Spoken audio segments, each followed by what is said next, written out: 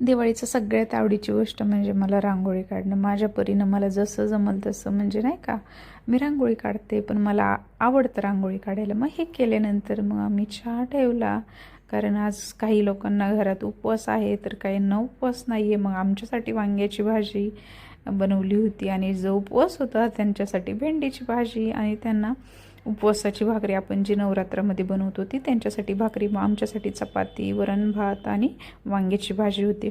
मग हे केल्यानंतर उशिरा असतो कार्यक्रम, मग लेट जेवण वगैरे करून आम्ही छान रेडी झालो आणि मंदिरामध्ये जायला निघालो. मग छान विद्युत रोषणाई केलेली होती, खूप सुंदर असं मंदिर दिसत होतं. आम्ही ह्या दिवसांमध्ये खूप खुश असतो, कारण की आमची यात्राही असते आणि दिवाळीचा सगळ्यात मोठा सण असतो. खूप मोठ्या संख्येनं महिला असतील, पुरुष असतील, लहान मुलं असतील, खूप मस्त असं छान रेडी होतात आणि मंदिरामध्ये कार्यक्रम पाहण्यासाठी येतात. छान कार्यक्रम असतो, म्हणजे उत्साह, एक रिफ्रेशमेंट झाल्यासारखं वाटतं.